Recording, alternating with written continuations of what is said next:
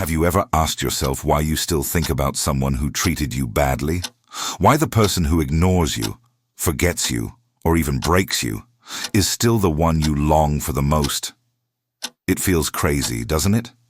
You know they don't value you. You know they don't give you what you deserve. And yet, when you're alone, your heart pulls you back to them, like a magnet you can't escape. This isn't weakness. This isn't stupidity. This is addiction. An addiction to a person. And unlike alcohol or drugs, this one hides under the name of love. The thinker Dietrich Bonhoeffer once said, "Real freedom means being able to control your desires." But what happens when your desires control you?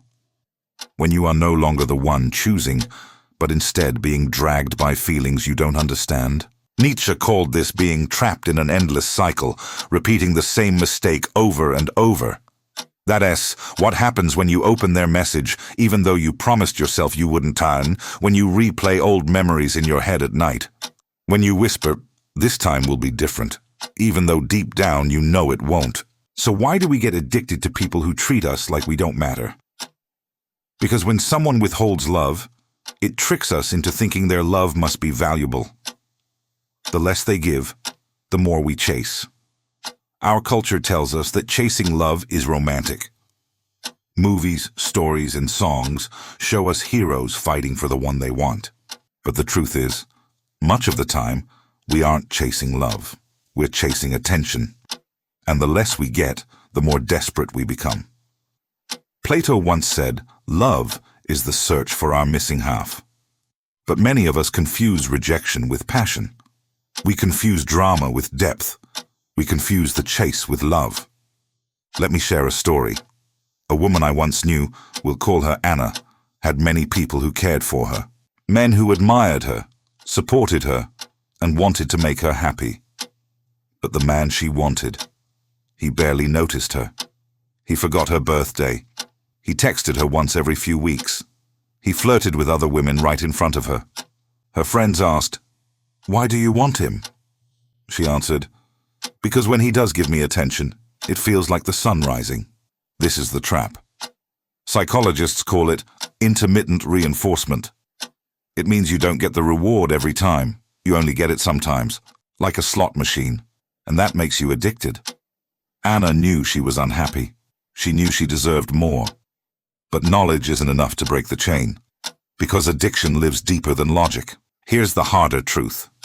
Sometimes we choose people who hurt us because deep down, we already believe we don't deserve better.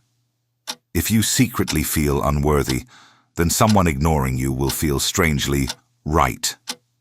Their rejection confirms the quiet voice in your head that whispers, "See, you are not enough."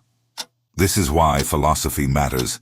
It isn't just old books and dusty ideas. It's survival. Machiavelli once wrote that power always wears a disguise. In love, the biggest disguise is powerlessness. We say, "They won't choose me," but the truth is, we keep choosing them. And why? Because pain has become familiar, and giving it up feels like losing a part of ourselves. Now ask yourself, who benefits when you stay trapped? Dating apps, self-help industries, even old systems like marriage, all profit from your insecurity. For centuries, marriage wasn't about love. It was about power, money, and control.